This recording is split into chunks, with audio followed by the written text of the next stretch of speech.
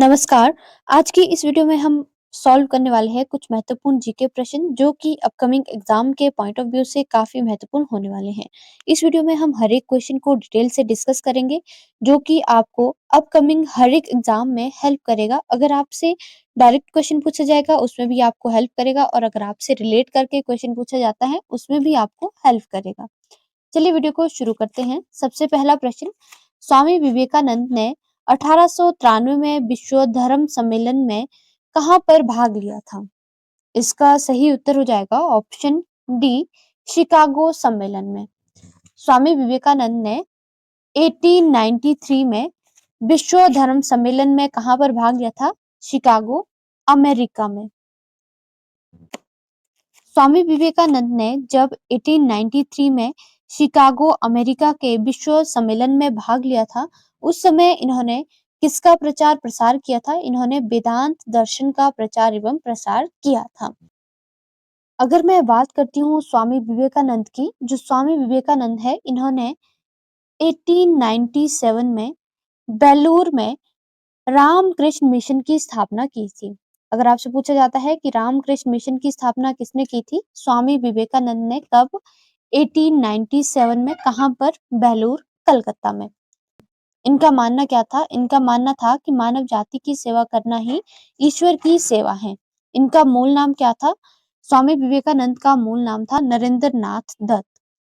जो स्वामी विवेकानंद है इन्होंने 1893 में शिकागो के विश्व धर्म सम्मेलन में भारत का प्रतिनिधित्व किया था। अगर आपसे पूछा जाता है कि शिकागो के सम्मेलन में भारत का प्रतिनिधित्व किसने किया था?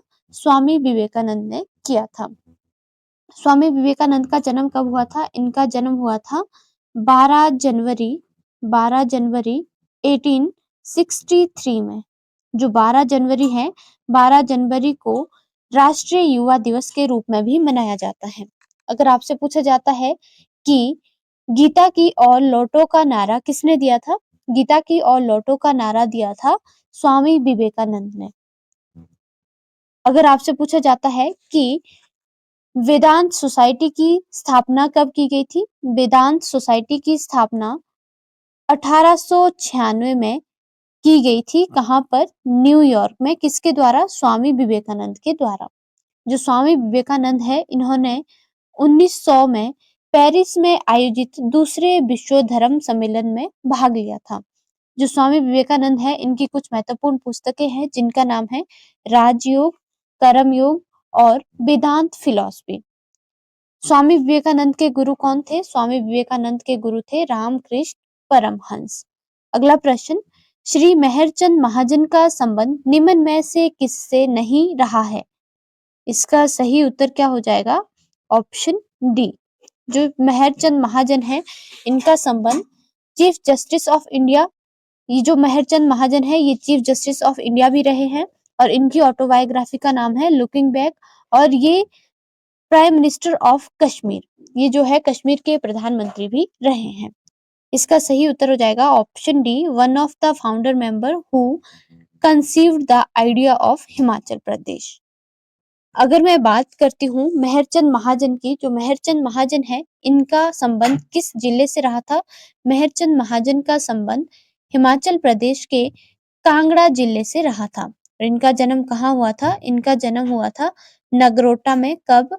1889 में। जो मेहरचंद महाजन है ये अक्टूबर 1947 में हरि सिंह के शासनकाल में जम्मू कश्मीर के प्रधानमंत्री बने थे।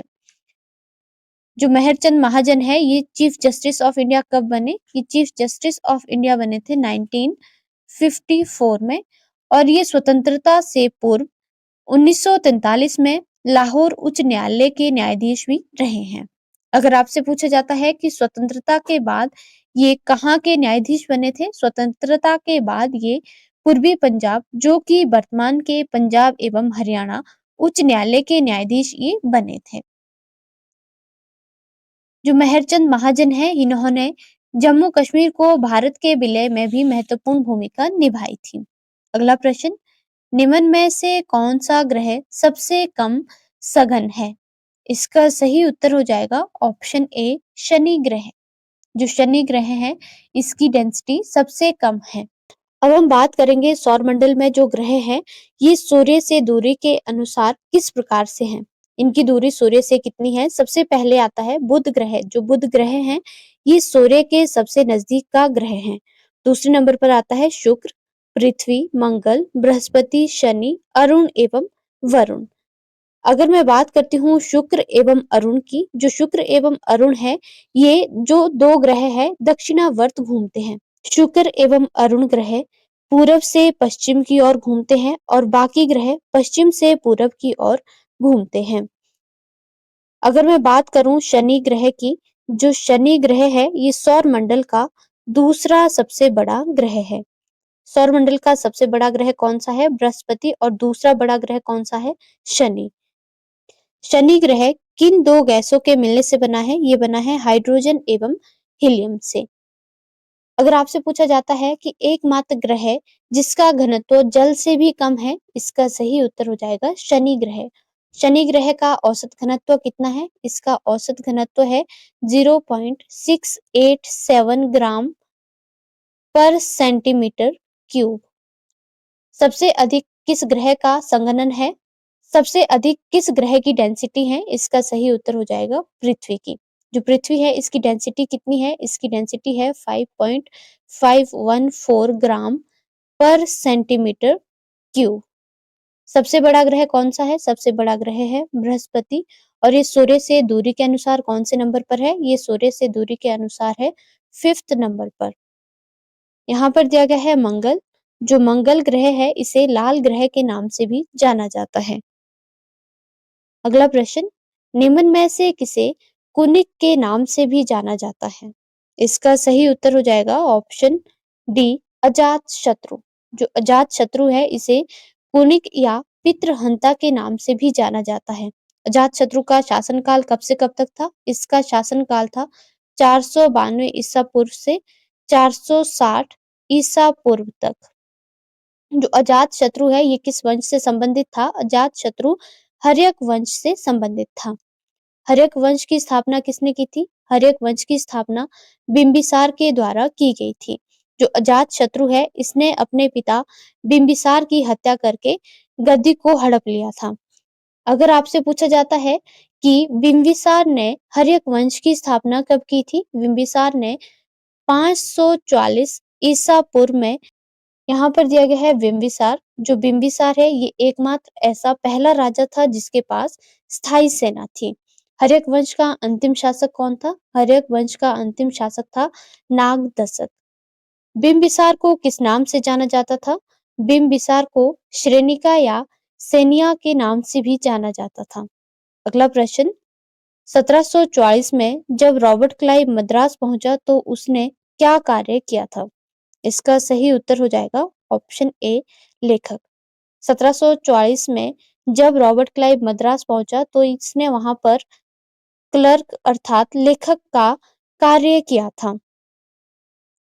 अगर आपसे पूछा जाए कि रॉबर्ट क्लाइव जब 1744 में मद्रास पहुंचा तो उस समय इसकी आयु कितनी थी? उस समय रॉबर्ट क्लाइव की आयु 18 वर्ष थी। जो रॉबर्ट क्लाइव है इसे बंगाल का गवर्नर बनाया गया था। अगर आपसे पूछा जाता है कि बंगाल प्रेसिडेंसी का पहला ब्रिटिश गवर्नर कौन था? बंगाल प्रेसिडेंसी का पहला ब्रिटिश गवर्नर था रॉबर्ट क्लाइव। रॉबर्ट क्लाइव ने बंगाल में द्वैत शासन की व्यवस्था की थी जिसके तहत राजस्व वसूलने, सैनिक संरक्षण एवं विदेशी मामले कंपनी के अधीन थे, जबकि शासन चलाने की जिम्मेदारी नवाब के हाथों में दी गई थी। अगला प्रश्न, देवेंद्रनाथ टैगोर ने शुरू किया था? इसका सही उत्तर हो जाएगा तत्वबोधिनी सभा। यहाँ पर ये है तत्वबोधिनी सभा। जो देवेंद्रनाथ टैगोर है इन्होंने तत्वबोधिनी सभा का गठन किया था। कब? 1839 में। अगर आपसे पूछा जाता है कि तत्वबोधिनी सभा का गठन कब और कहां पर किया गया था? तत्वबोधिनी सभा का गठन 1839 में कलकत्ता में किया गया था। जो तत्वबोधिनी सभा है इसे पहले तत्वरंजनी के नाम से जाना जाता था। तत्वबोधिनी सभा का उद्देश्य क्या था? इसका उद्देश्य था वेदांत एवं उपनिषदों पर आधारित हिंदू धर्म के तर्क संगत एवं मानवतावादी व्यवहार के रूप में बढ़ावा देना था। यहाँ पर दिया गया है धर्म सभा। धर्म सभा की स्थापना किसके द्वारा की गई थी? धर्म सभा की स्थापना राधा कांत देव के द्वारा की गई थी। कब? 1830 में। कहाँ पर? कलकत्ता में। नेक्स्ट यहाँ पर दिया गया है प्रार्थना सभा। जो प्रार्थना सभा है इसकी स्थापना की थी आत्माराम पांडुरंग ने 1869 में बॉम्बे में। कहाँ पर की गई थी इसकी स्थापना? प्रार्थना समाज की स्थापना बॉम्बे में की गई थी। अगर आपसे पूछा जाए कि प्रार्थना समाज किससे प्रभावित था? जो प्रार्थना समाज है ये किससे प्रभावित था? ये ब्रह्म समाज से प्रभावित था। ब्रह्म समाज की स्थापना कब और किसके द्वारा की गई थी? ब्रह्म समाज की स्थापना राजा राम मोहन राय के द्वारा 1828 में की गई थी। यहाँ पर दिया गया है आर्य समाज। आर्य समाज की स्थापना स्वामी दयानंद सरस्वती ने की थी। कब? 1875 में। कहाँ पर? मुंबई में। आज के लिए इतना ही। धन्यवाद।